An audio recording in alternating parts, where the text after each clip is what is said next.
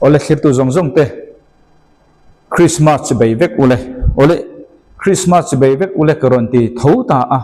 achan chu vonia Christmas chung chang kan zirdo na nia ke ni kholama te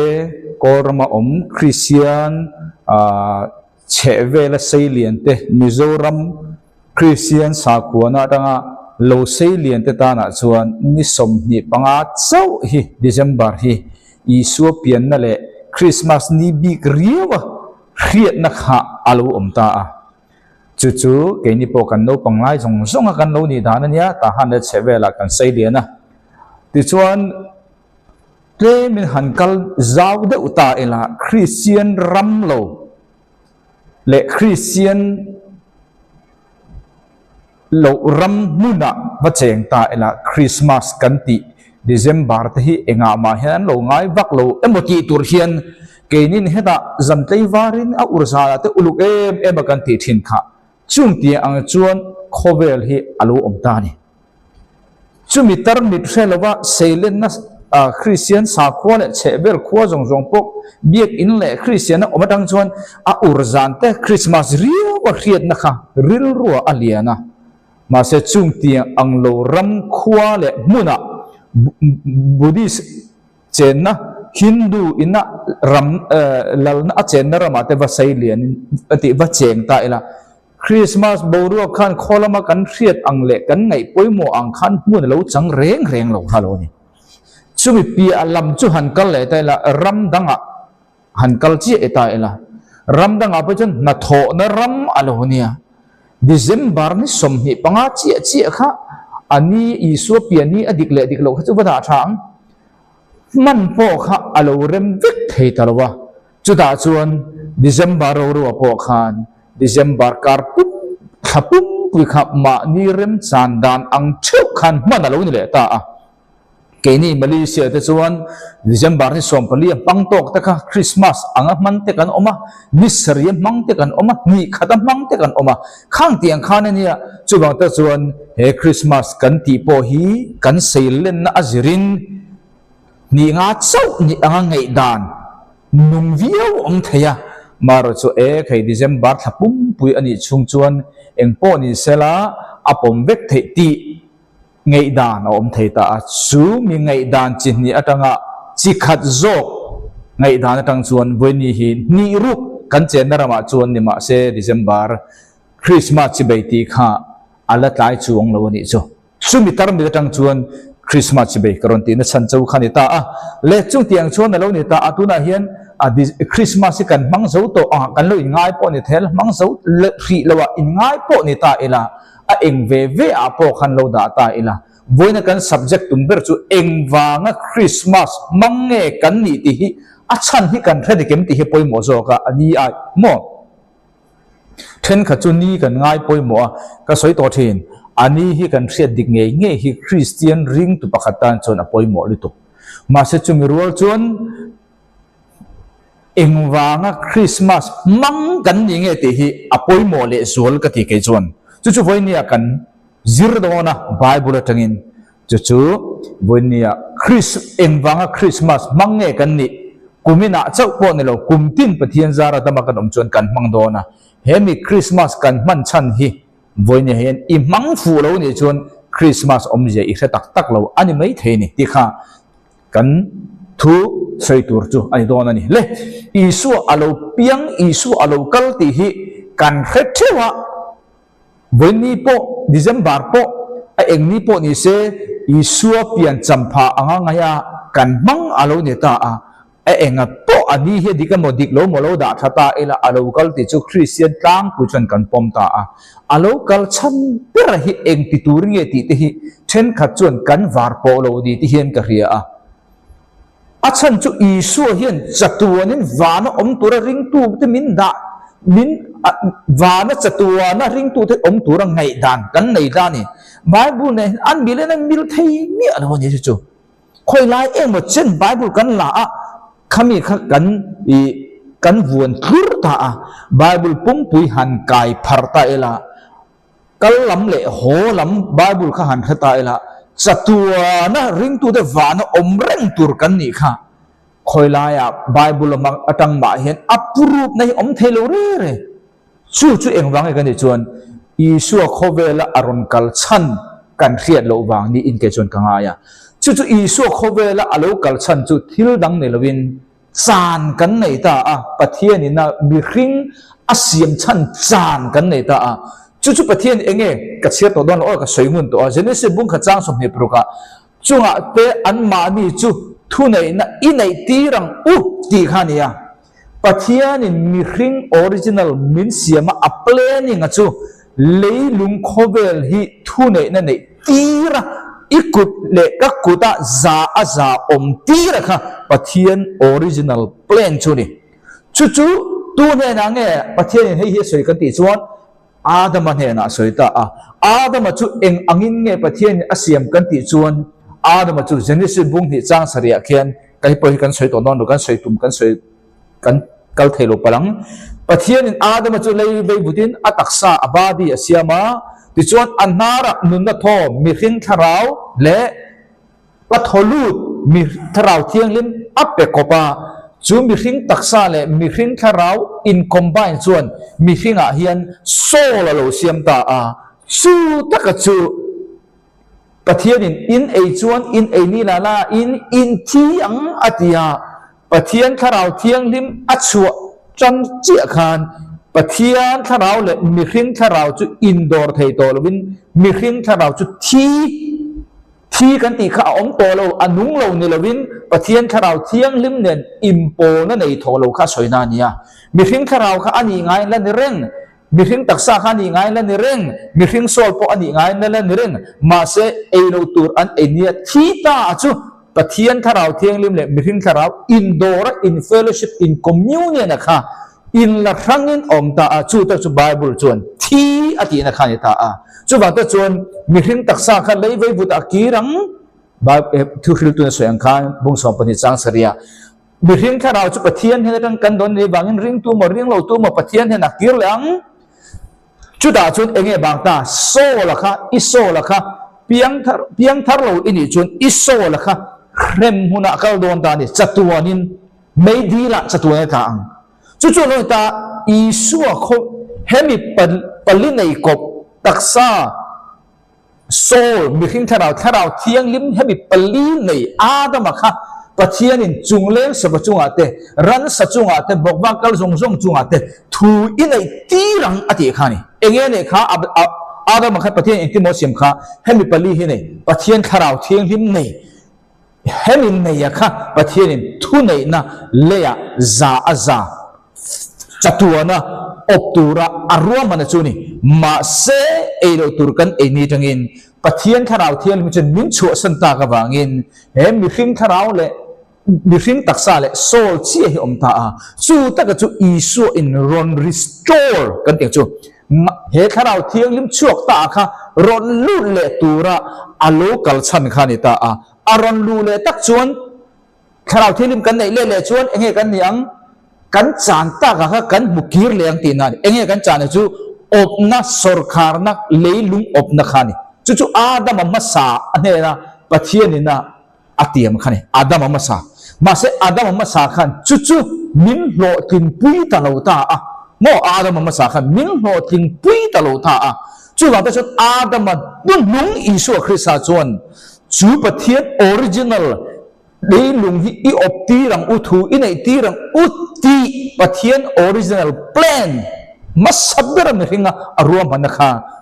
อาดัมนุงอิสุคริสต์จวนมินรันเคนปุยตูรินโคเวลที่อาลูคัลตาโมจูอิสุคริสต์จวนอัติตูร์ซงอารอนติเจียขานเองกันโนนิตากันติชวนอีคาราบค่ะอเปียงทาระเช่นขจนเพียงทาร์กันที่เห็นกันตักสตีดังลำกันตุ้มเสียโดดเวกอีข้าเราค่ะเพียงทารังเพียงทาร์กันที่จุงเนี่ยข้าเราเที่ยงลิมินอีข้าเราที่อะค่ะอารอนตินุงะอินเฟลชิพนะอินคอมมิวเนียนอันในนั่งเลยอะค่ะเพียงทาร์กันที่จุงเนี่ยอีข้าเราเพียงทาร์บางอินอิโซละฮิเรมเมื่อตาชันดามันนี่อิโซละเขมเมื่อตาชันดำอันนี้วางินอิตักซาฮิรีดีมซาปินาติ tan ani ta a chumi om je chu thole taksa Isu Christa thole taksa ang khan I thole don ti nani chu ti chu Isu Christa na original pathian na thu nei na anni chu chungle sa chunga te ran sa chunga te thu I nei tirang u atia pa ha taksa mi hring sol mi hring kharau thiang lim nei pa chau khani ma se elo tur kan ei ni tamin kharau thiang lim kha chuak ta a taksa sol mi hring kharau chau khan pathianin thu I nei tirang u atia kha alua phazau lowa achan ta a ani zo talo ta a chumi ni zo talo chu Isu Christa Adam pani na chuan ni zo turin ni le turin thu nei na nei le turin kan tu mamo zong zong ha aron thok ta a chu ve le kan chan le chu kharau thiang lim kan chang le ta a chu kan kharau thiang lim kan chan bang chu I kharau piang thara I so chan damin oma I taksa kha thanin om ta ani chu Isu Christa voi khat alo kala anatho khani ma se chumi voi khat anatho na khami I chan ringot khan thu I nei tirang uti hi nang le ke hian a fulin kan la changlo eden huana kan an nei pathian na ape leilung tak tak op tur fula kha ipian tharni khan nang le ke hian khovela kan la nei zo a fulin ram huai chunga te kan nei ring tu chuan ma se pathian na he eden huana asoi original tak hi kan la phalo ta a voi khat ipian thar chi khan Isu Christa voi khat alo kal chan kha inunga le kanuna a ho tlinga Isu Christa second coming a chi he pathian na eden huana a original plan hi ka furin kan changdon chaw ni kan thiam to no chu anita a le chumi chodi ta bangin pathianin mi khing kan tu ka tangin kan din mun ngai kan ole thena turin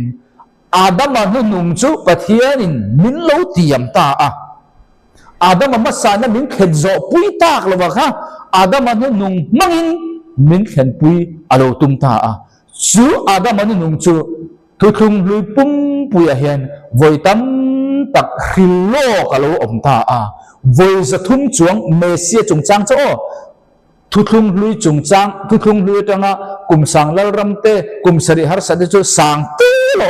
ma se mesia chung chang biliu liu ro chu za thum travel so ti ni le chu alo ni ta a chuang ta chuan he peter hi kan soi don ta kan chiar don ta ni ka thuna kan soi tur hi ang mo thu thung lui atangin Adam masa ina min khen pui zo tak lo Adam nu nung Christa Mesia thu thung lui na akawa chu lo piang tur le local turin thu thung lui atangin zo ne te mangin voi za thum chuang Mesia ti chung chang chu khilo na oma ma se chung thu thung lui zo ne te chuan pathian soi tir ti kha an soi ani maya an lo khefam ki mia lo ti kha he peter thon khat bung khat chang so matanga som pakhat hian a soita ni kan chiar nge he chandam na ani dani ka hin kan soi nge chandam na ni ta he chandam na chung chang hi zo nei te khan mun takin an zo to a an zong to thin in ne na lo thleng tur khongai na chung chang hi an lo puang lo ka ni an soi thinam enge kha he chandam na he kan tu na kan chiar het engmo chandam na vone hian chandam na ichang to em ti in zo ta che ula Isu thi na phumo om na thole na thinlunga ring tu zong zong chon ka chang to kan ti ve kang ma se he thu ina chandam na asoi tak hi kan la chang mi alo chumi om je chu enge kan ti chuan Isu Calvary cross athi na ale athi a thole na phumo om kan ring chi khan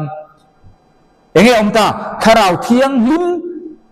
zakham na kan ti chim chi ne chu chatuan dei tang chun chatuan dei atan chun kan chang ha le ma se full salvation kan ti chandam na thuan thing voina nang le ke hi chandam kan ni piang thar kan ni van kai tur kan ni ma se helaya chandam na ati tak thi alas kan la khem thalo engwanga mo chandam ni to mai la kan dam lo kan lungai mang an kan nei engwanga nge pathian ina atum helaya thu inei tirang uti din mun hi afulin kan la khleng lawa sumi khleng tur chuan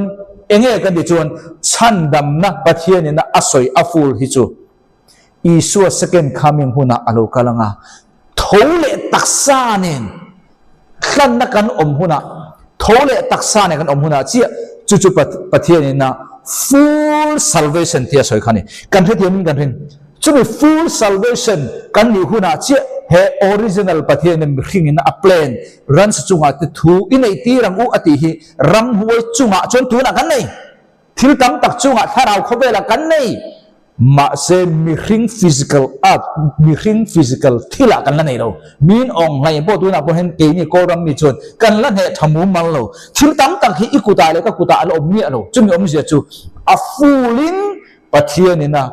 chandam na asoi hi kan la khleng lo ti na ni kan hiti mam chandam na ti kan soi piang in mi then khat tam tak chon kan ngai da na Calvary cross ya chau khan kan nga ya chandam na ti hi a stam lu tu ma se voi ne kan soi tu tak chu chandam na kan ti chu full salvation ani ta a chu mi om je chu cross chau khan ne lovin cross ka chu abul tan na chau ani chandam na kan ti cross chu abul tan na chau ani chu mi pia chuan pathian na original plan khovel optur kan ne kha chu taka chu full salvation kan ti chu ni ta a chu thole taksa nen chaw thlen khani ale chu alo ni ta a chu bang ta chuan hela hian zol ni tho khan an soi thin ma se an thla thiam mi alo ti Krista tharau an ba ni om chuan enge emo eng hun atang eng ziang nge zo tin an ko akok ngei taka Krista tur te le ro pu na lo zui ngei tur chu an apa in chu chuan thu the tuwa atan lai khan eng po ni se hela hian thul rum hluya zo ne te khan pathian a soi tir kha an soi ani maya ma se mun thluk takin an lo khem mi dek chuang lo kha lo nia sumi in khem an soi ma sen the thiam lo ti na ani zo ne zong zong kha an soi thewa mà sẽ khá rồi này rong khan an vain kan soi hi hemi hi ni ti kha an kha thiam vek lo kan ti du na ne chu bang ta chuan chu mi thu atak ka chu mo chu mi thu atak ka chu soi in ang vek si mà sẽ in kal anga o ma kha eng ting mi thiam ten an ko kan ti chuan paradoxical prophecy an tia paradoxical prophecy kan ti chu in kal angalang ma se in kal si lo ti kha ne om je chu ral kha tangin tlang han thir ta la tlang kha i mu chuan ral kha tang chuan apol ru tanga tlang pakhat so mo itenga iwakal na yanga tlang kha alo in cher chuan ze lang kan hu dem chung ti ang deuh che chuan heng zo nei ho khan an khila an lo the thiam mi alo ma se pathian a khil ti rang an khil top mai ma se khang an khil top kha in kal ang khan alanga ma se pakhat ma in kal om lo an dik jakani ti kha boine kan soi tur chu ni ta a chu ta chuan heti hian thu thlung hlu khan zo nei te khan an lo khil lok ta ni mesia thu thlung hlu ya voi za thum chuang khil lok ani ka soi to chu mesia chu zo nei te hna khan pathianin amu tir ta theu ta a pakhat chuan zo nei then ka chuan Isu cross local tur kha an muta a chu mesia ben Joseph anita a mesia kan ti chu riak thi ti na khane mai ben ti chu fapa ti khania Joseph kan ti chu Josepha khania Josepha fapa mesia ti khani ber mai chumi chu enge asoi tum kan ti chuan tuar mo mes tuar harsana tuar mesia ti nani mesia ben Joseph chu kan ti dem do ti chuan zo nei dang chuan thu thlung hlui tang khan an han pathian in a mu tir kha om le ta a lukhum nen khan he hi chu cross ne na bu tira zo nei ho khan zo nei tam tak an om ta a voi za thum chuang pathian in zo nei tam tak mang khan besia local tura nang le ke ina kan chan ta ngai o tir le tura adam pakhat na min then zo pui tak lo wa kha adam pani na mesia tia kan ko Isu Krista tia tu na kan sia da kha pathianin thu thum huya khan zo nei te bangin akhil lo ka voi cha thum chuang chung zo nei tam tak khan an soi chu in ang theu ma se an mu dan ang talo ta a เช่นกับโซนในจนเมสเซียก็ครอสอะไรนั่นหัวจู่ๆเมสเซียเบนโจเซฟปันติตาโจเซฟฟ้าป่าเมสเซียตีอันนี้ที่จนเช่นกับโซนในขันอันมูเวทเอาประเทศนี้นะอันมูติรกระดับงินจู่ๆหลังลูกคุ้มเนี่ยนั่นตาจู่หลังลูกคุ้มเนี่ยนะเมสเซียเราหลังจู่เมสเซียก็เมสเซียเบนดาวิดอันนี้ตา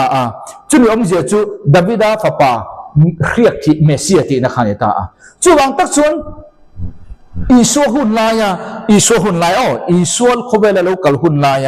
ระบายที่ซาปินะอันเขาเกณฑ์ระบีกันติจุดจุดที่ตัวเตลมิเทียมเด็กขันเมสเซียฮีปัดดีอังตีอลังตักถ้าจะวางขัน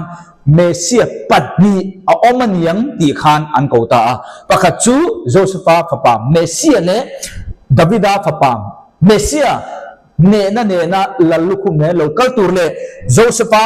ฟ้าเมสเซียคัลเวอร์ครอสเนี่ยตัว local tour ค่ะเมสเซียปัดนี้เอามันยังตีค่ะมูดานอันไหนตานี่เอ็งว่าไงกันตีค่ะ paradoxical prophecy กันตีค่ะกันที่เดียวมั้งอาจารย์จุปเทียนี่นะอามูตีระค่ะตาครอสเนี่ยเมสเซียตัวลัลลุคุมเนี่ยนะเมสเซียดาวิดาฟ้าจู่วันที่ฉันเมสเซียปันนี้มันยังตีข้าในด่านข้าโลนิตามาเสจู่มีครอสเมสเซียอันมูเลลัลลุคุมเมสเซียอันมูการะนังเลเกยตูนะให้ชวนตาเห็นกันตาเกาขันหุ่นกันตีฮีเห็นมีผู้นัจังชวนกันคลีร์เลตาทุกลุงลุยโซนในเตนะอันมัวข้าโออีสัว fast coming เตียกันเสียตะข้าโลนิตาไอ้ล้อมีเมสเซียปักนี้อมเนรบินเมสเซียปักขัดเจ้ามาเสจูเมสเซียจูประเทศนี้ทุกทุ่งลุยโซนในเด็กข้า fast coming เลย second coming เมสเซียปักขัดสีข้าอับมูตีระอันนี้เขาชวนโซนนี้เขาชวนอันแค่เทียมหรือวะนังเลยเกยชวนวันนี้ชวน cross โจเซฟาฟ้าเมสเซียกันดิชวนเมสเซียปักขัดเสียค่ะคัลเวอร์ครอสเนี่ยวันขัดอาลูกาลาอัฐิขานี่ดาวิดาฟ้าเมสเซียลัลลุคุมเนนทุกทุ่งลุยโซนในด้านอันมูค่ะเมสเซียดังเลยวินวันขัดโลกาลตาทูเมสเซียง่ายค่ะเอาไว้นี่นะ a second coming อาโลกาลเลยโดนนี่ตีค่ะนังเลยเกยตูนะเฮลัยอุดานชนเฮลัมกันทีเลย a fast coming ค่ะเฮลัมกันทีเลย second coming ค่ะอันนี้ตาเนี่ยชนจู่ว่าจะชนให้ได้ทุกทุ่งลุยโซนนี่ก็จะชวนคิโลนะ prophecy อันนี้ว่าเป็น prophecy กันดิจูดิ่งละมาอมโลเวละมาอมโลว่ามาละมาโลกัลตูร์โลเละเข่งขีโลเข่งตูร์ที่นักข่าวตานี่เห็นมีทุกทุกเรื่องอินโตรจู่อาโลนี่ตาจู่บางตาชวนเมสเซียปะนี่อมโลวินเมสเซียปะขัดนี่จู่ตั้งแต่จู่เฮงเขาขจวนอันโลกระเทียมเมียโลคาโลเนี่ยจู่บางตาชวนประเทศนี้สวยที่อังคันสวยอันนี้มายามาเซอันมูดานดังชวนเอาไว้ขัดโลกัลนัดอิชัวที่ตัวระเช่นขัดโซนเนี่ยนะผู้ที่เราเอามาเช่นขัดโซนเนี่ยนะชวนa second comingลัลลุคุมเนี่ยนะโลกัลตัวอันมูที่เล็บกเสียฟังคานใครเมสเซียฮีมีปักนี้อันอมันอีตอนฮีตัวนั่นเองกัลเวอร์ครอสตัวระเมสเซียเล่เนนั่นนายนะโลกัลตัวเมสเซียที่ข้าแค่เทียมเราทุกทุ่งเรือโซนเนี่ยเล่โซนในเตนะอันที่โลกค่ะอีสัวคุณลายระบายกันติระบีโฮคันอันมูดานโจนี่มาเสเมสเซียกับปัตนี่นี่ละวินเมสเซียปักขัดเจ้าเนี่ยวัยขัดอโลกันนั่นแหละวัยนี้อโลกันนะ fast coming เลย second coming ข้าโลมตา fast coming ชวนเองนี่ค่ะตัวรินนังเลยไก่กัดส่วนนั่นเตะอวังตัวรินอโลกันละจุดาชวนเองนี่ค่ะจุดาชวนโตไม่ละวินนังเล็กนี่กันตอร์ตุร์ให้หมอสวลมันชุดทีนั่นเองตาอีสุขะเวขัดอโลกัลครอสยาโจเซฟาฟ้าโมเมสเซียเบนโยเซฟอังอโลกัลนะจูนังเล็กสวลมันชุดทีนักกันติค่ะมินรอนรูสักตุรินอโลกัลตาสวลค่ะอีสุนอัดเนไม่ขันเลยว่าสวลมันชุดทีนักกันติไม่ดีกัลปอกค่ะอาจุเนเลเซลอีสัวจะสวลอันนี้เขมาอมลายคานอีสัวขันสวลขันเนเวกันเนี่ยสวลอันนี้ไม่ปนเลยวินสวลมันจุดที่นักกันติสวลนี่นะอัลโลอักมงกันเดี๋ยวอาริซัลเองอาริซัลค่ะที thi na chatu me dir ka na khani chu po chu an ne ta a thole ta ni chu bang ta chon isu kha alo kal le huna chon ne tu la lukhum ne na alo kal tur san khani kan the min kan ring chu bang ta chon chu isu khrisa kalver cross ya avoi khat alo kal na kha enge nang le ke kan chan le the tur aron tho kan ti chuan he mi palli nei sawa kha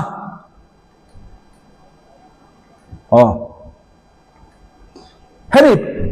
chu bang ta chon hemi palli nei sawa kha pathian in thu nei na anei ti ra khan ya tharau thiang nim nei ko pin ma se kan din mun tang chuan enge kan din mun kan ni ta kan de chuan ei lo tur kan ei ni tang ka chuan kan din mun ka heti din mun chau ane ta heti din mun ding babi sol le tharau mi khing tharau khami pathum chau nei ka pathian in chungleng thu nei tir apek jinga khan atel lo a thei lo thu nei na anei tir ni thir la tur chuan tharau thiang lim anei le nga ya chumi isu voi khat alo kala kalver cross ya kan ti tur min ron rul saka kan tan aron tok na jong jong khan chan dam na pakhat kan tiang chu chatuan mei di la ta min chan chuaka chumi kan rin na chuan tharau thielim kha min pele ta a chu vele chuan pathianin anni chu thu inei tirang u ti kha kan qualify ta tiang a complete chun kan na changlo ka soi to kha hemidin mun kan chang chi khan a complete kan na changlo abul kan chan chau kan ti kha a chan chu wa mo chan dam na kan ti khan full salvation om ta full salvation chu nga kha thi na kha isut an ne mai ne lovin thi na ina amman thi na ina angong mai dil po an ne ta a chu wanga a thole a lalukhum ne na lo kala chu vela chen op tu ani na kha chu ta ka chu he nang le ti kan sol khrem munata calvary cross na tho isu voi khat local na khan min chan nam ma se chu pathie na avor top chan nam na ne lo nang le ti nakina avor top chan nam na thole taksa ne na chatua na pathie ne na op tur min ti kan obakha chu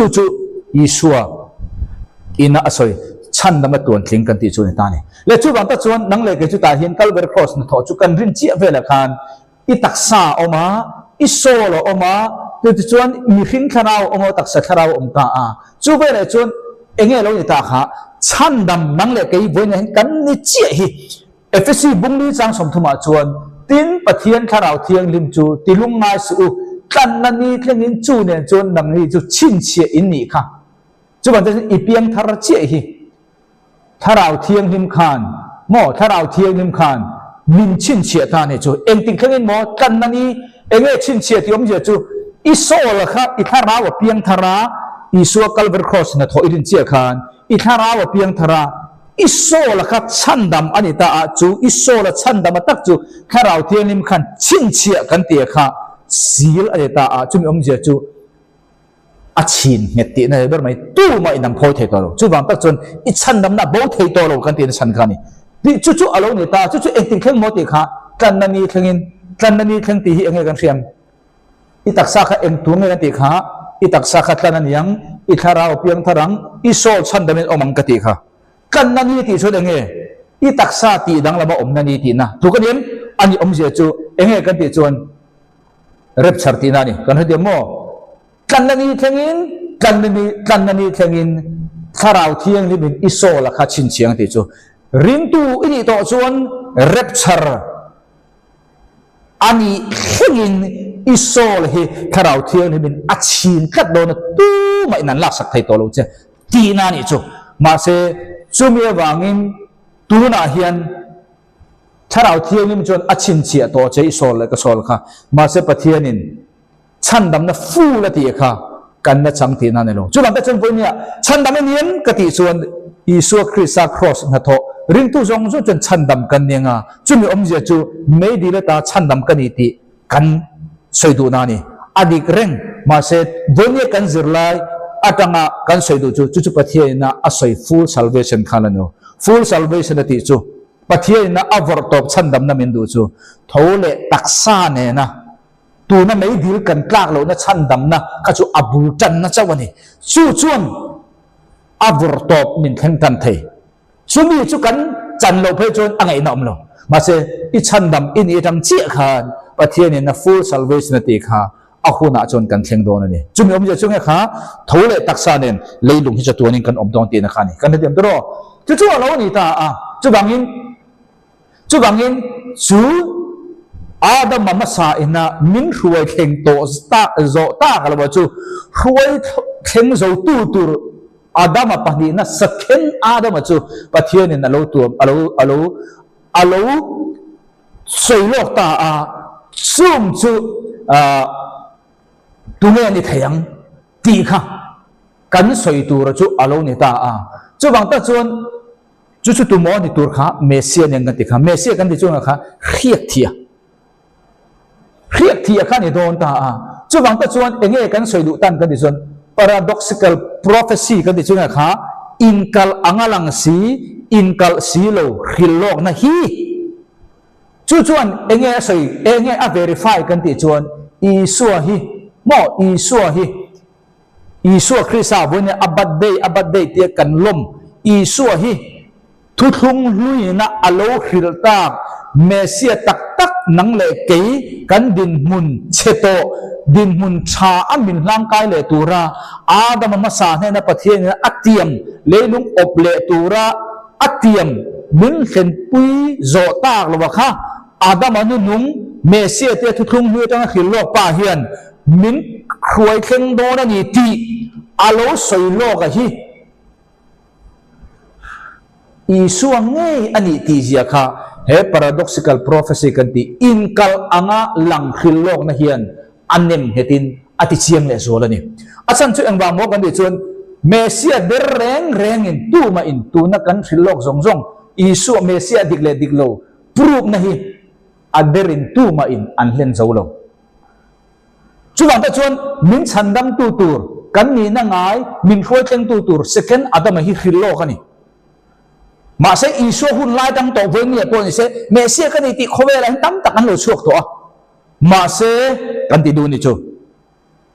chú Mesia đi tắc cả chú Isua sau hi anh thì nên nghe tu em mà chú thu thung lui ăn lẩu khilo in kal angalang pakhat chú cross ya thia pakhat chú là lúc khum nên om ti anga in kal anga lang khilo na khan Isua Krista marita ngalo piang ngei sau lo chu Mesia diktaka om lo ni ti hi approve na san chu ni chu voi ne kan zir tur khani chu lo ni ta chu wang ta chun asan chu wang mo Mesia der kha om thailo Mesia lem kha om thailo asan chu wang mo thu thum luin Mesia diktak chu heng tiang ang hi ani tu ra ni ti inkal angalang si ten chang chu soya mà sẽ chú alem le ader khan tu man anti ho thing zo lo Mesia dik tak savin ati ho thing zo wa chú Mesia dik tak chú Mesia ka ni tam tak ran chuak ma sala tu ma in thu thung lue khil lo na inkal angra lang tak ha aron ti ho thing zo lo voina Isua maru le Josephat ang tharau thilim khin Isua chau hian ati ho thing hian he thu thung lui khil lo na inkal angalang zong hian Isua chau hi Mesia tam tak lo chuak ma se Mesia dik om chun chu ama chau ti hi approve ta ne tu voinia ani chuan Mesia adik le dik lo chu enting e kan proof ang ti kha voinian Mesia tam tak an lo chuak to a mo Isua hun lai po voinia pon lo chuak a an lo chuak zel do na chu mi huna chuan thu thung lui na Mesia dik tak kan din mun ngaya min khoi tir le thei om chun a soi hi ani le ni lo nang le ke ti kan fin fiam ti kha kan khiat ngai ta ni chu ta dang chau chon Mesia dik lo kan re ta le chu mi approve na tur Mesia dik lo proof na tur Bible na thutlung huya alo khil lo ka khi mi in ar Mesia kan ni ti aron ti dik vek chon hei nge hi ni ti kan soi thai mà se Mesia kan ni aron ti thutlung huya zol nei te na aron khil in kal ang po ni se chung jong chu ron ti dik thei nya si lo chon Mesia tak Adam nung anni chu thu in ei ti rang uti din mun min thuai kheng zo tu Mesia kha ani lo ti chu kan thiat angai ta ni le chu ti ni chuan Mesia kan ni kan din mun dik tak miron hlang kai zo thei chu thu thlung luina alo hil lo hei hi mesia dik tak chu ani ti a hil lo inkal angmani se ron ti lo tling vik om chun chu tu nge ani ti kan fin fia theina tur da na chuan pakhat na chuan mesia dik tak chu a thi anga a thole tur ni le mesia tang tak kani ti khowela an o chuak to a an thi dan pe chun ang long chu mo ma se thole tu nge om an ngoi len wang wang ani a chan chu eng wang mo na china khan ka soi to mesia dik tak chu sual kha at ne ang sual at ne chau po na lewin sual man na po kha ne ang enge sual man chu thi na chatu mai dik tak na khani chu tak chu in sho chu sual atimia lawa khem po nia ni somli le jan si at ne evek boka chu mai na lewin sual man chatu mai dik tak na po kha at ne ta a thole ta nge ni chu bang mi in mesia kani ron ti ba sala iso hun la ya po hun ma a po hun huwa po tun huna po pakhat na mesia dik tak thu thlung luina alo hil lok sa ti lo tling tur te fung pakhat na chu a thiang he thi chu mesia kani ti jong jong hen an ti lo tling vek ome kal to mesia jong jong lo la kal lo chu kan soi lo mo mà sẽ thấu lại chú tu mà ăn lo Mesia dik tak Isu Krista châu lo cho chúng ta biết chú Isu châu hi thu thung lui zo này thế na inkal anga an lo khilo mà sẽ inkal mía si lo wa ron ti lo ting te phúng tam tak zinga te phúng pakhana athinga athau leng ti chu nang le ke kan lom mek Christmas kan man mek Isu Krista sau hiền thì kha hay hiền te phúng pakhan hiền Isu Krista chu Mesia dik ta kan izia ate phúng lo mi chu bang Mesia kan ti hiền Mesia kan ti hiền Isu chau va kok su Mesia ti hi Isu ti na ni chong lo Mesia ti chu riak thi na khani Isu ma in kan ti nge Isu ma kan ti kan Isu chu pathian ya ma chu nom lo kan thiamo ase ka soi du point kan thiam em Isu lo len ma Isu tia kan thiat ma kan tiang chu Ezekiel bung som ni priya chang som phania khan nang chu cherup riak thi ti kha in mong Lucifer ki Mesia de to Isu Krista Mesia tia kan thiat ma in chu bangin Mesia kan ti piang hian Isu Krista kha kok ngor ri tur ani lo asoko na zon chu ome ma se kan sai du point chu Mesia chu riak ti nang le ke Adam ma sai na min ruai khen zo tak lo khuai theng zo tura Mesia khiak thi ron kala chu Isua chandam tu tia kan theta hini ti khani le chu apadi na chuan chu ta dang chau chuan mo hemite phung pakhat athinga tholeng ti hemite phung aron ro tin na tang chau le aron ti dik atang chawin hemite dik tu pa hi ani chu engtia ko tur nge nyang Mesia sual kha te sual ne mấy người lovin sual in among a consequent thi na pon ne chu man ta chuan Isu ka Calvary cross a thi mấy người lovin a thole a chu mi a thole bang ta chuan Isu Krista hi Joseph fa pa ti mấy pon ne lovin thi a thole na khan Davida fa pa Mesia Davida fa pa kan he mo Mesia Davida fapa lal pa King of Kings Lord of Lords kan ti kha phudai chiap engwang mo ne anei tat lal si engma ne lo chu thailo ulomi ka khani ta chu bangin ka kha Isu Krista chu lal pa Lord of Lords kan ti san chu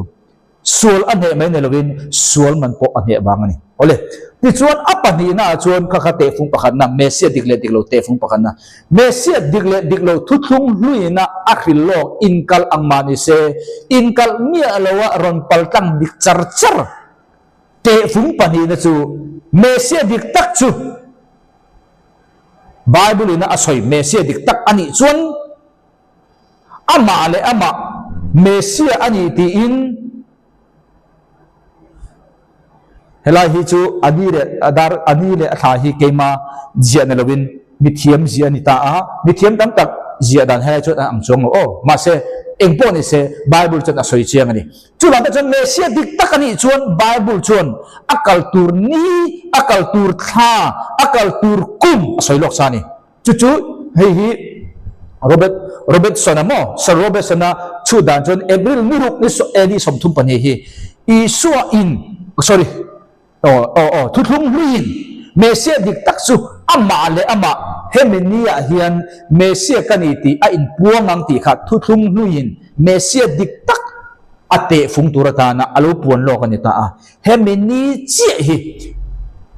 enge kan ti kha hosana lalpa ming lal local chu eng thole kan te lomi tum kauni kan ti kha kan riam isua khobela lokala Jerusalem tum kauni aron lu ni dik tak kha ka ani ka chu mi pakhat chu dania ma se engpo se bible chon ani kha soi dika kan chu dik le dik lo chaw ni hei mi pakhat chu dana ni ta a sarobata hei tam tak point an tom pui bok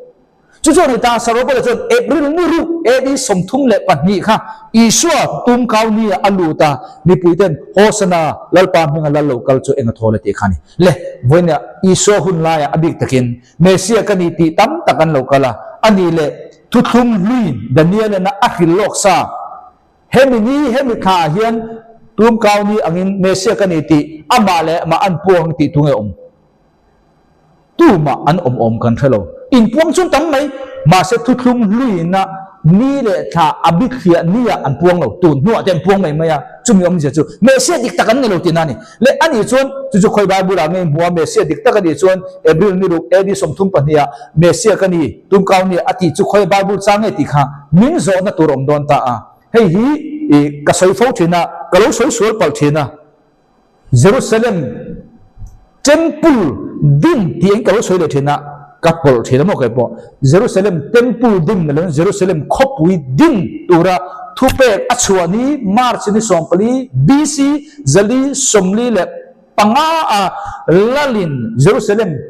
khopui thupe achua tur ni atangin hapta som sri kha chiarta ne ta a chudrang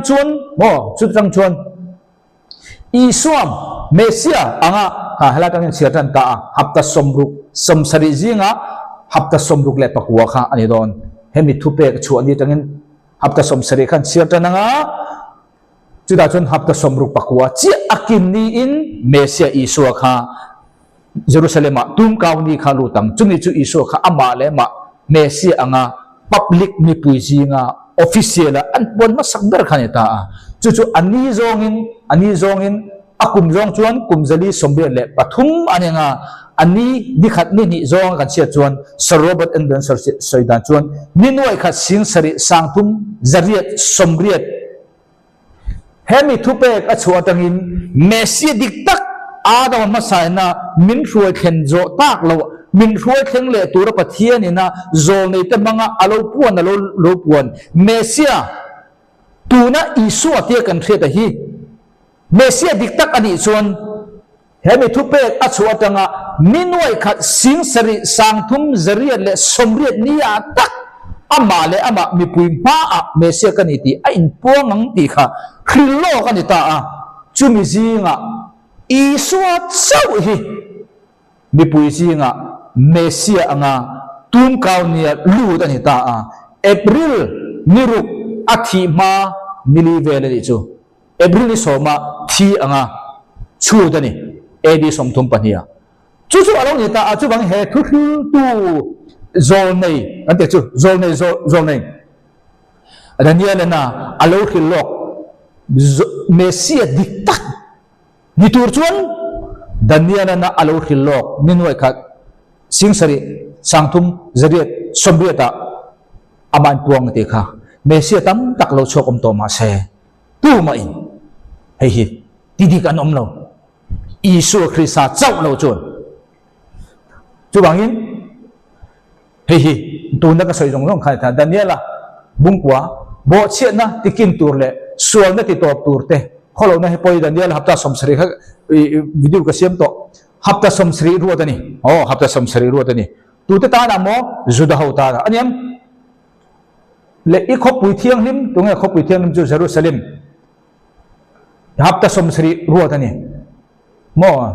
kholo na le thlen fai tur le mun thiang lim chu ti riak thi turin imi te ti tumo Daniel chu Zudami nia Daniel mi chu nang le ke hi kan ne mi bonen Daniel unaw kan ti don mi nge kan la tharau chun unaw kan ni kan ti le don nge kan te kan la chun enti zong man Bible kan thate don lo pathian hen Bible na soi tum he lo soi lo dan ni zelang achan chu nang le ke du dan kan ne ya chu bang ta chun Daniel mi te chu Zudami ho ta apsa somsari le chu bang hen Jerusalem tung ding le sathatura thupe achu atanga riak ti kan ti chu dong kha Mesia kha ni Mesia local tur hi to jong se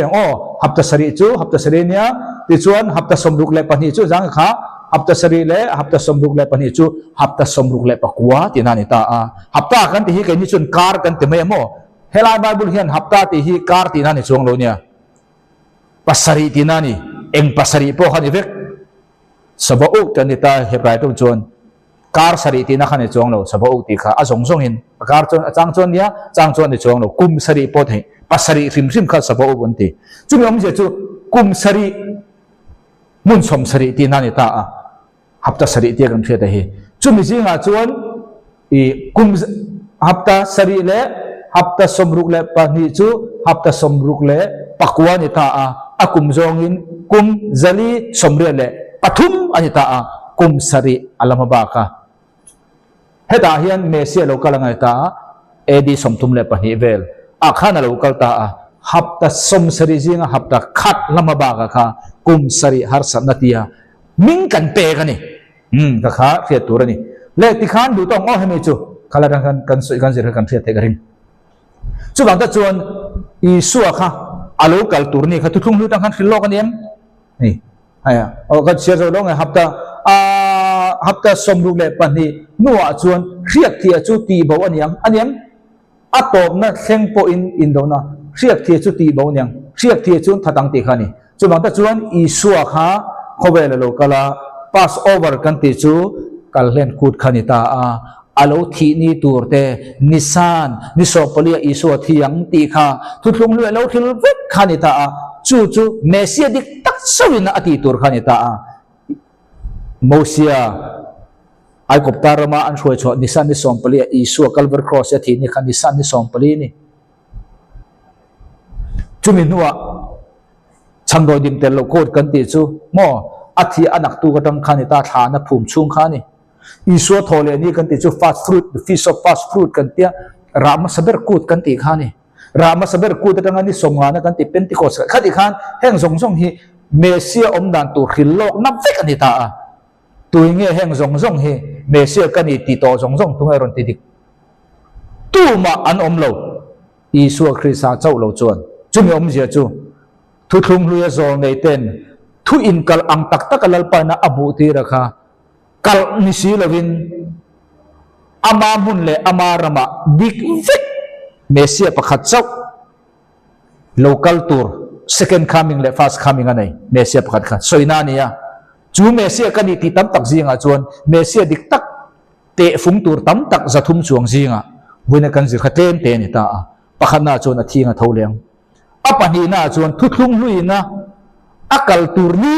nipuya amale ma Mesia kan ti antar lang ti sumini atanga Jerusalem tungding le tur thupe ka chuwa tanga BC zali somli le panga marchin sompali tangin ninoi khat singsari sangthum zariat somriat an chu tanga chumini a chuan ain puang anti kha Mesia iso chau lo chun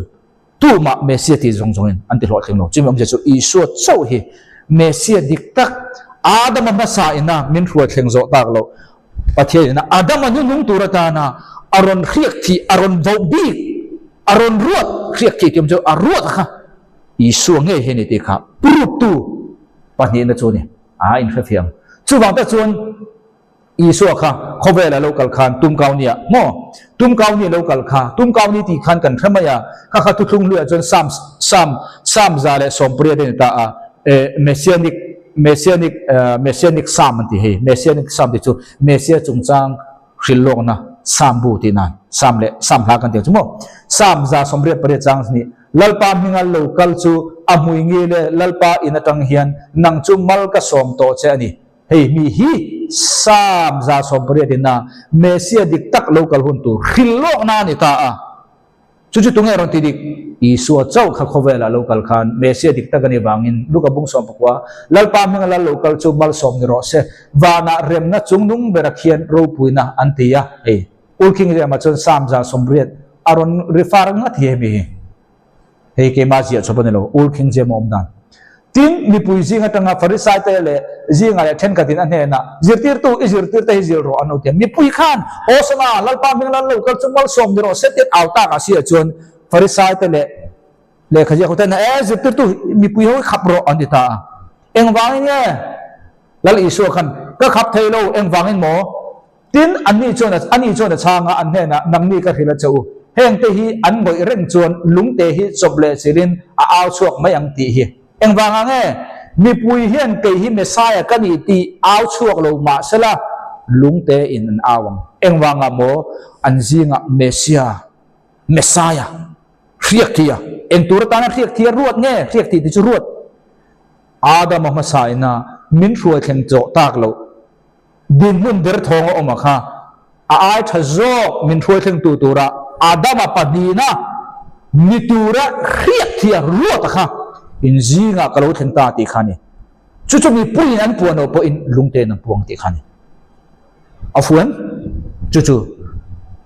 thuthung luya sama tengin Mesia diktak ani chuan hei hi ron tiang atia tunge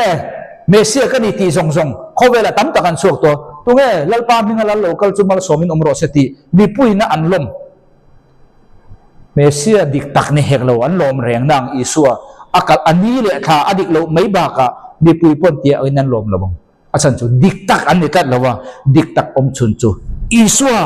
marile Josepha mga tharau thiang dimina apai tir fa chukha ani chu second Adama pakhan na min ruai thleng zo ta lo min ruai thang tu tur aku amin kwa a ruai min ruai tu tur chuni ending munga min ruai tu tur kha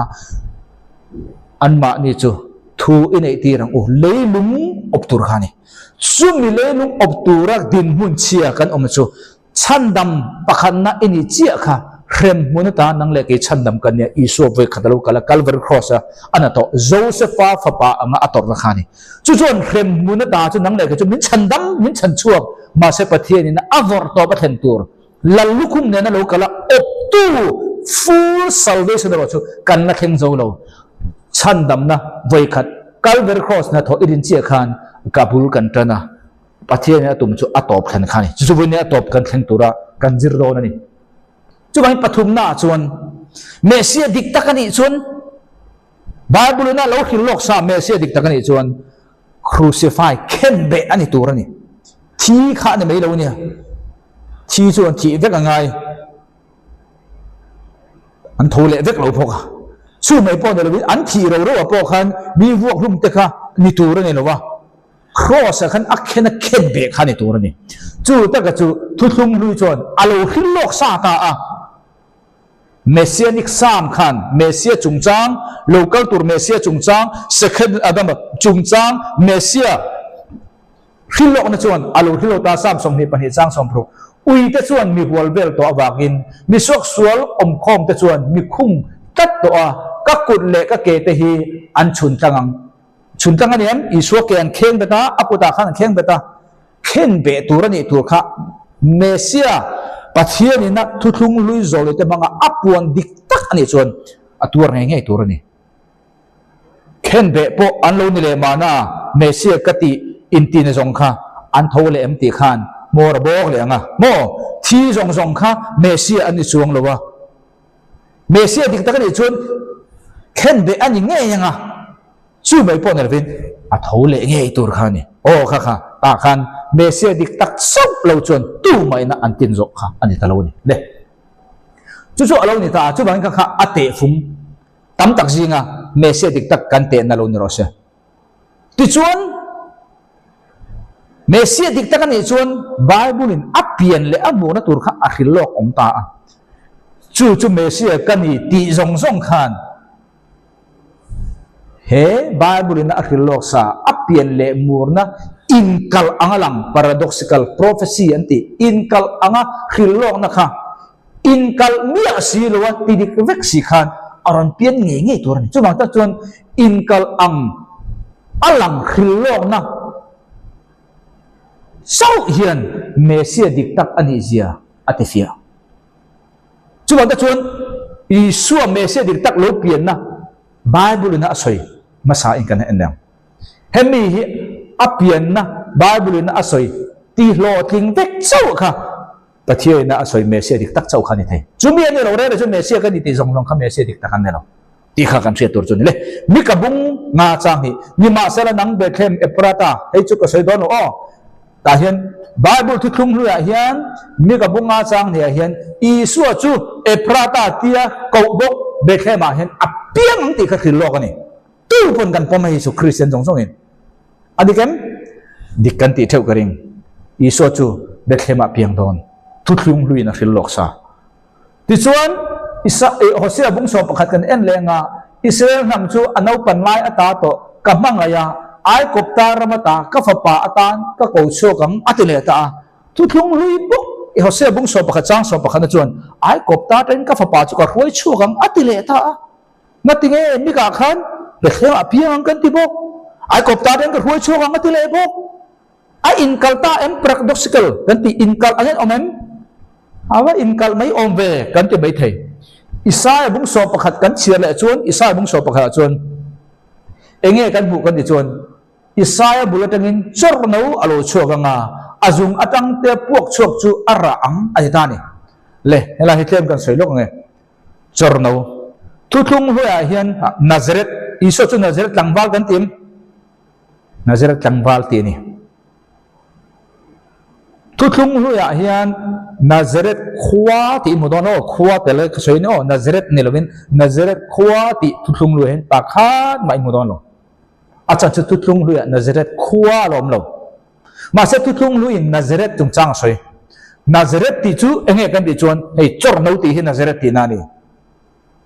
khoi dang nge Isaiah bulutangin chor no kan ti chuan kha Nazareth alo chu ka ngati chu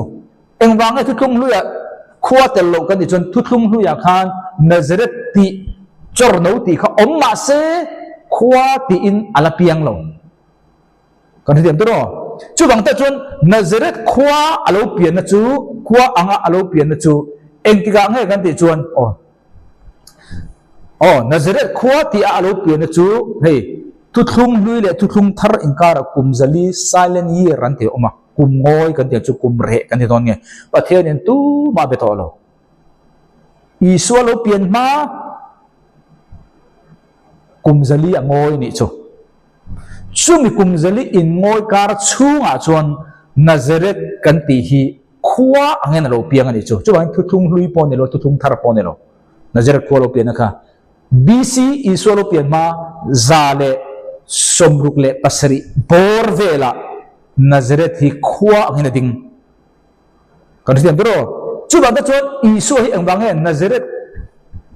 Nazareth khwa ti chu soime lo Nazareth ti chu chok no ti na khani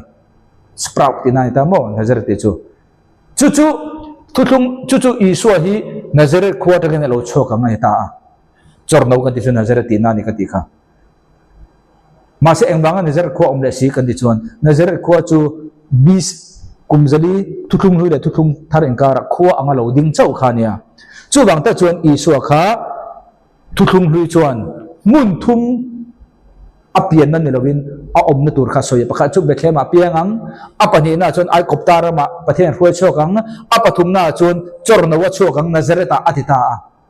engwang mun thum khoi vek an ka ava inkal ve kan ti mai the inkal lo pakhat ma khan kal avai khan dik vek chu om zia chu enge kan ti chuan isu kha Bethlehem apianga isu kha Bethlehem apianga ma se lal heroda khan aya o tur lal lo piang ti kher khan kum ni chin noi lam kha rot turat i bang khan mari le Josepha anu le pa khan ai koptarama ambiruk santa anomi Bethlehem apiang lal heroda tha atuma bangin ai koptarama refugee in raltanin an oma Josepha le anu naute kha isu kha Heroda thi vele pathianin ai kopta tangin a huai chuak ta a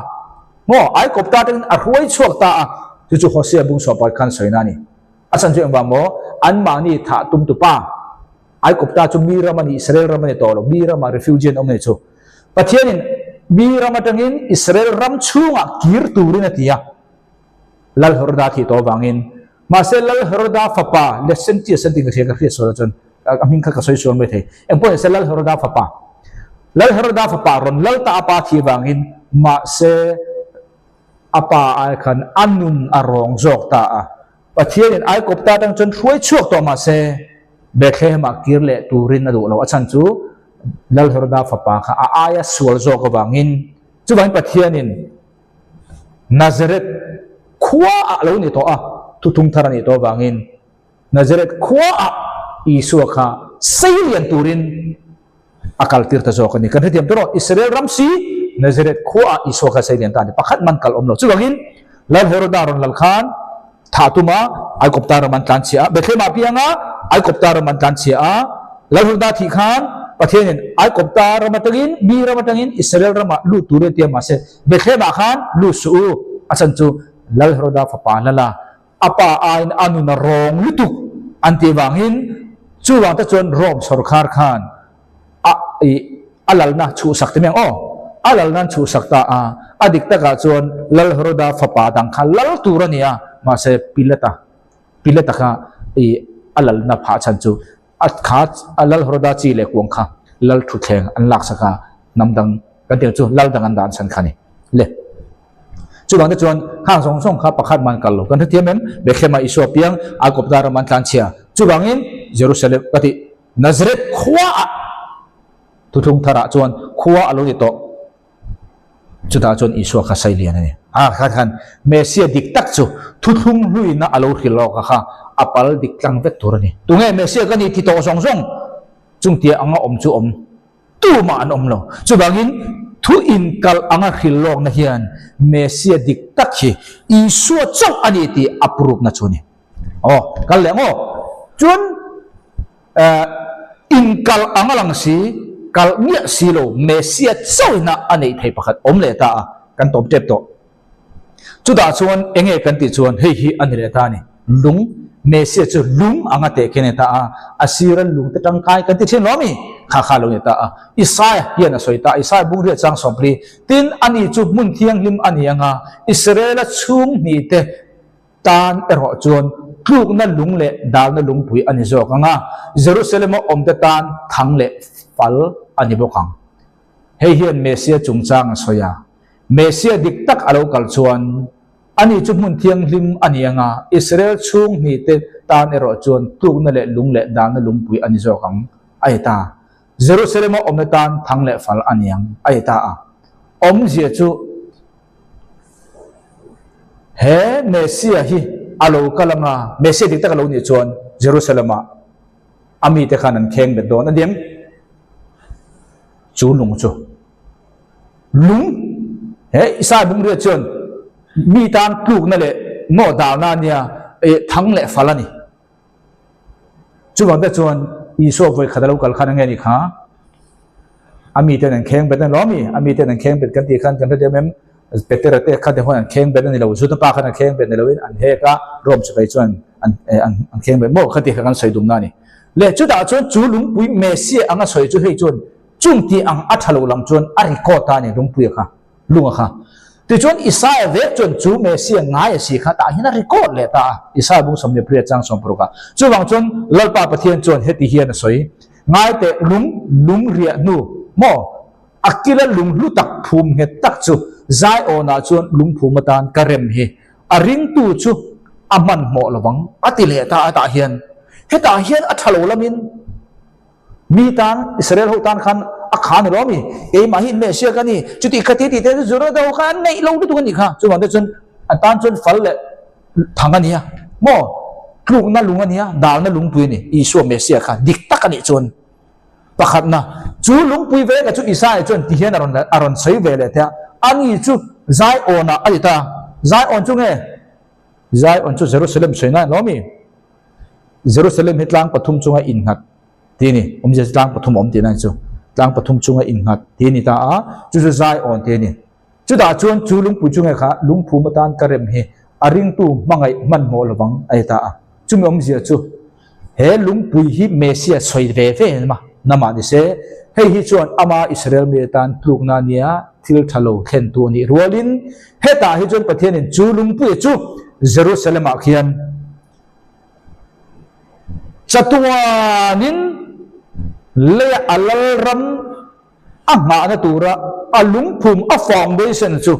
he mesia hi aniang atile si kan te bro heta chuan tluk na heta chuan Jerusalem khopui in nga na pathian ram in nga na vanal ram in nga na foundation chu he mesia hin le ta chu bang chu mesia chu then ka tan chuan tluk na Daniela lima khan kan bunga ake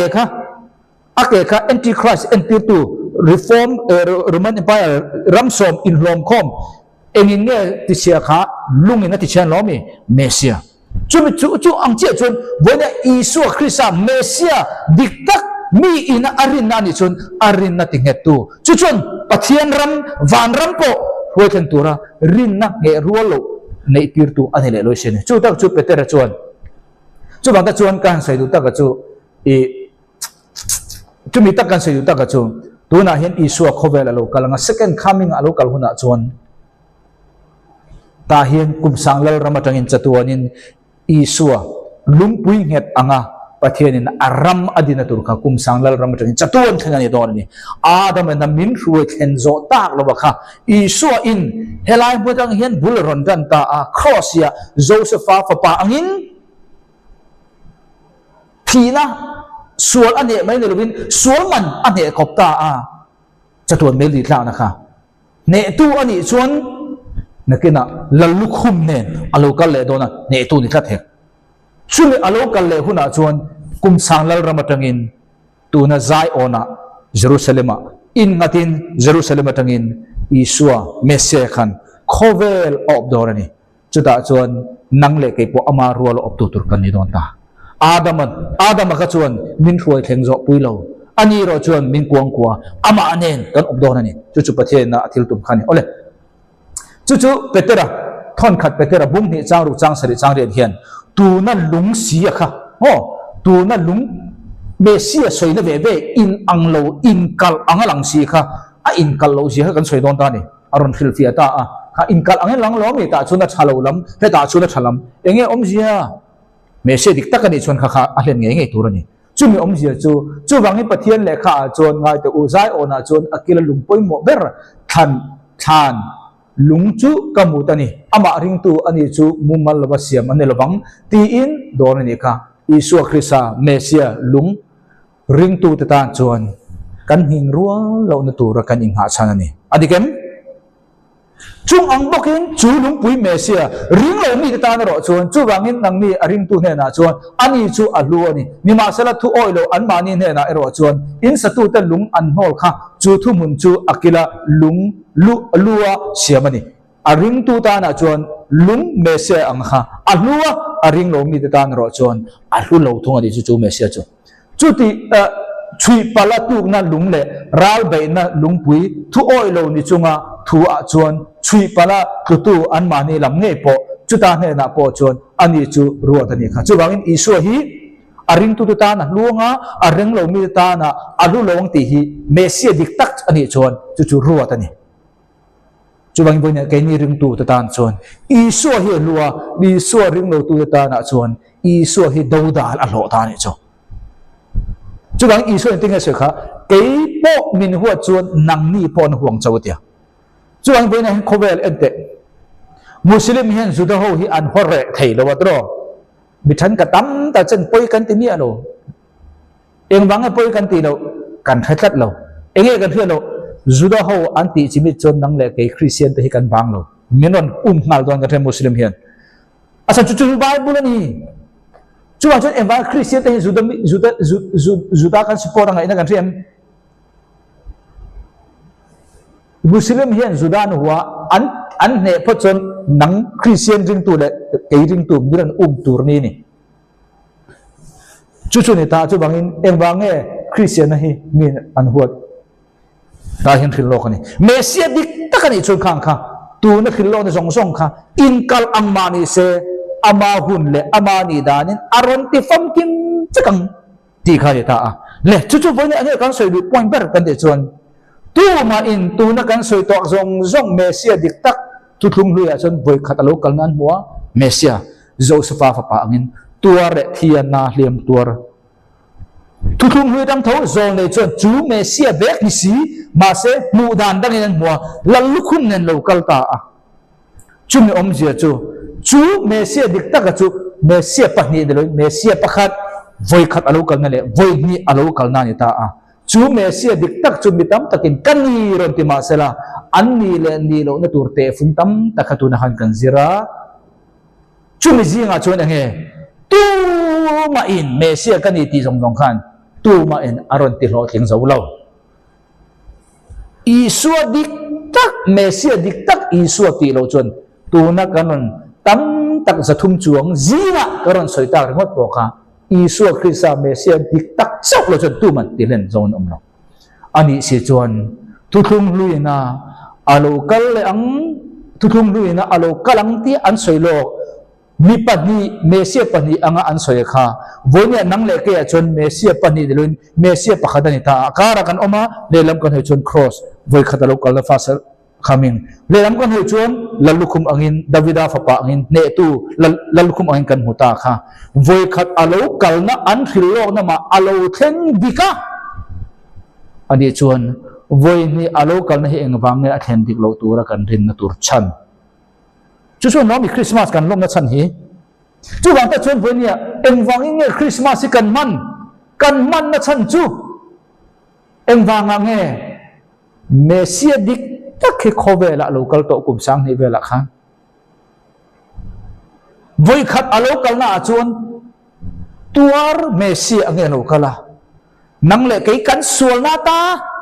kan min kan thaina turin idin mun le ka din mun sual din aron dingin sual siamo min sual reng ai lo chu sual man thi na ti rem muna ikal na tur le ka kal tura chu kala Maset sual ade mai ne bin sual man chapa ane bangin thina chatuan mai dil bengo khem mun po ne ani bang khan a thole ta a chu bang ta ani chu second coming alo kale huna chuan Davida fapa Mesia ben Davida fapa ne tu lal pa ne local to don ta chu bang ta chon voi khat Mesia dik tak a local to ti kan theda bangin Christmas kan manga chu mai po ne lovin chu Mesia dik tak chu thu thung lui zon nei tena ang lo bu lo pani Mesia ni lovin pakhat Mesia fast coming a local to ani aktia Christmas kan mangni chon chu ka ve ka chu Davida la lukhum nen a local le don ti kan theda bangin Christmas kan man Christmas kan man chan kan rethiam to mo chu alo ni ta achu wang ta chuan voi khat alo kalna ka chuan tuar ti du da na tuar Mesia kan lo kalani chu nge kha nang le kai kan chan ta tharau thiang him kan nei thei le turin aron thok ta chu pathian in full salvation of tu thu in ai ti rang utti full a original plan na kan omle thele tura ra bi pakhat na ni chan damini masa full salvation chan dama tuan ting chu nang le ke kan na chang lo chu wang ta chon tir ko polan engting e soi thon khai ko rim bung so panga chang so pakwa chon mi then kha tam ta chu he khowela hen ro pun le hetia kan om hi ta soi to kha khowela hen nang le ke chan dam kan ni ma se pathia ni na original play na ti entik lai bai khowela nang le ke kan hu zo don no ring tu inia itong dai tam tak chan lo ni tho ring tu inia lungai mang an hune nei tho ring tu inia dam lo mang an nei tho engwang nge chan dam ini lo wang ne lo he khovel hi chu sual naram setana lal naramani chumi omi chu pathia ni na abo sai thu inei tirang uti kha fulin kan na chang no chu wang ta chon tir ko polan thon khal kurin bung so panga chang som khwa chon he nun chung chawa Krista abai sei na kan nei chon he khowela chau hian mo khowel hi atop tur tia he khowela chau hian mo Isu Krista he ring tu anga I in be sei chuan mi zong zinga ra thei bir kan lo nyang mình đang ring tu cần nha ít khó về là hiện lộ tin nó vọt top em mà reng har san na nei thei to lo tur anga Krista ring tu in e banga in be se ne chuan tir ko pol tong ko mi zong zong sing khoi thak bere ni chung om je chung he kha chu ai tha second coming davida fapa anga ne na la lukhum ne alo la kal le tur ti kha pathian in na kanta na plan an hei chuni kan hi dem dro chu bangin he khowela chau hian Krista abe se na in hei chuan Krista abe se kan nei he khowela isual lo chu mi nei chu dam na te kan be siang ho se te kan be siang ho tin te kan be siang a se chu chau chu mi chau chi be se ni chun ring tu zong zong zinga mi khoi ber thei ber ini chu mi ai poi mo chu nge hemi pia lama hian pathian ina full salvation of humanity hemi ibe se baka ibe se telakha tirko pola chun bindu ni chu chu lo ni ta chu bang ta chun enge chu mi huna kan nei tu chu he khowela chau Krista abe se tu ni lovin enge be se tel tu ra bindu thon ni Timothea bung ni chang som pania kan tuar chuan ama rualin ro kan rel bokang em turing nge bindu kha nakina chuan kalathi don ani lo pole nakina chuan rapture mo second coming ni lovin ni thiang lim lo ra ni chuan ka taksa hiti dang lamen o manga mo ka taksa hiti dang lamen o manga ta hen ko khan hu ta nang le ke hik tu na kan lo thi ani po in ani lo pole rapture kan lo di po in ta hian thole taksan om don ani chumi huna chuan isua ta hen davida fapa lalukhum nen ne tu mo mesiak ben David anga alokal le second coming thuthung lu tanga tlang pani angan mu thuthung lu tanga tlang pani anga bu mesia pani amon ti kha mesia pani ne loin boini alokal don ti na kha ne voi khada lokal na kan lop to chumi rolin hemi avoi khada lokal tur an hu lok sa akhen dik si chuan engwange boini na po alo khen dik lo tur ti khiat na tanga hemi alokal le hun second coming lalukhum huna chuan nang le kei eti kan om don kan ti chuan nang le kei hi hela hen isu Krista nen ama nen ro kan rel bokong ti kha be sei tel to remindu chumi chu i be sei tel lo ni chuan he khobela nun chung chau isu Krista be sei nei chuan tirko po tong kam na bi zong zong sing ara theiber kan ni chuang chon nom wone hen mi ho saber ini engwanga mo Krista wangin he khobela chau po ni lovin nakina po isu Krista ne na chatua na rorel tur kan ni engwanga mo anma ni chu thu inei tirang uti eden huana original plan kha isu Krista mangin voi khat alo kal na khan kan tor aya aron tuara at ne a alo kal le huna chuan ne nang la lukhum nen aklal ram sang lal ram atangin chatuanin aron dinanga Jerusalem atanga tanin chuta chuan ama nen tunga ama rolin adam ama sa kachuan min khenzo pui lawa tu chu min khenzo pui lo kha law to ka ama rol ve khani ama nen ve khani aban thamu tha be tru khenzo lo hi lo lo chumi ir be sei telakha nang le kei le lama kan ho sat na le leilama kan be se na chau pi alama chumi chu kan be se te na kha tirko polan mi hausa kan ni tia min chiar na ni leilama hausa na chau khai ti chuan ra thei beri ni hey henun chung chawa Krista a be se na kan nei chuan van lam be se te ro he khobel lam ni be se su kan ra thei tur ni ka engma kan nei lo tur ni ka soina lo Krista a kan chan vo jong jong fu rin be se ro khobel a hian a thu mangin bible tong ta na nen ti tak se din pathian ina ita ati chu Krista bangin kan ta vak tun kan be senga ma kan la ang kan chang nge nge po kan tu mang ma se chumia chau chon du to ka lung o tun ravin chumi pia lama ama ne na pathian ina full salvation min bo sai ni ti kha kan thetel bo kha tir ko pola chon mi ho sa ni amin chuna ne chu mai ne ravin kum sang la ra po du to do tin kum sang khat Krista nen ro an relang heda hian hemi kum sari har sana chunga ring tu piang tharal tele nang le kai ko khan huna piang thar ta kha ta hian ke ni chu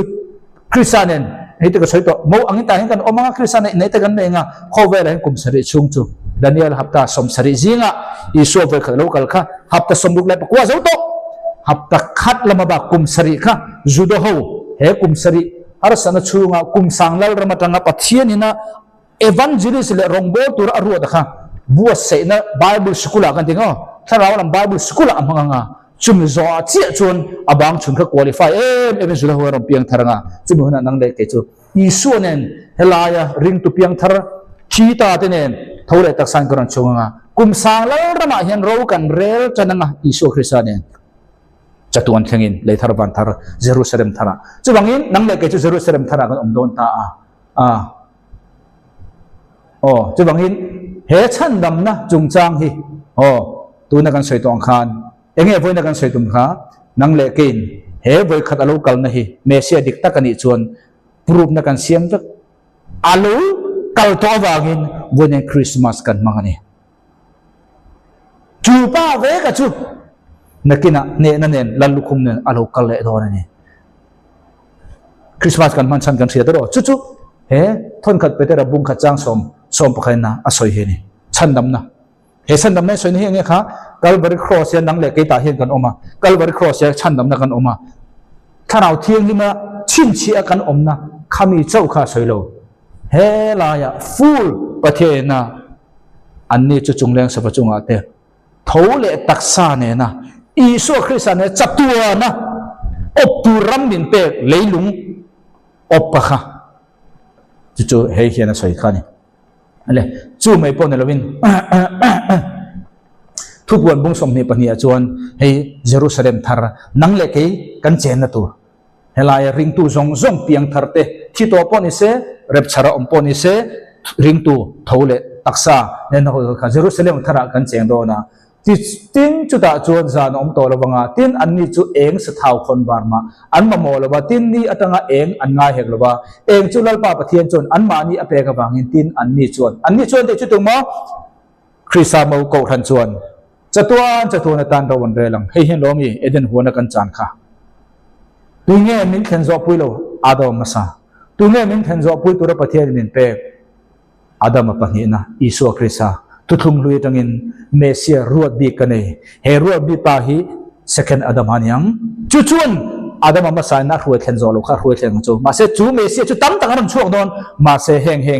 hi mesia dik tak chu anyang ti in te fung ron siama chung tam tak zinga chuan boina khan karon zirta then ta charchara chung chu isu Christa chau hian kum sang ni kalta khan mari le Josepha mangin aron ti ro tina wangin he khovela lo kala Calvary cross ya ron thia avoi khat khang na kha chu isun atak taka ati ro tin to wangin Christmas a pangkan ni chu lo ta chu wangin eng wangin nge Christmas kan man bonen Christmas man dan chan tam tak kan nei the bonen he Christmas kan man chan ta tan ka du khom mai le kan man chan atop ta berta na Christmas kan ti chu pathian chungchang ani chu pathian chung mi khing a aron changa isu Christa mi khinga pathian chu mi khing angin ron chang ta a chu isu Christa chu mi khing pakhat mo ma se mi se pani nei pathian za mi khing za ni ko pania ti chuan engeni bok kan ti chuan engwangin nge mi khing anga chu pathian chu aron chan kan ti chuan mi khing anga aron chan na chi atang khan nang le kei kan sul na tan awangin ai o in athi theita a sumi athi theina tang chi chun nang le kei kan sul na ta min kan theita chawani chu wangam mi khring ron chan atun chan khani mi khring achan lo chun nang le kei kan sul ai athi theilowa nang le kei kan sul tan min kan thei bok lo chu wangin pathian isu chu mi khinga ron changin mi se pani nei ma se pakhat si mi khing za pathian za ni kopin mi khinga ron changa chutrang chuan isual te awang le ka sual te awang ti thaya isual na ta ka sual na ta min kan ti chuan kha thole taksa sual nei lowin min kan thei chau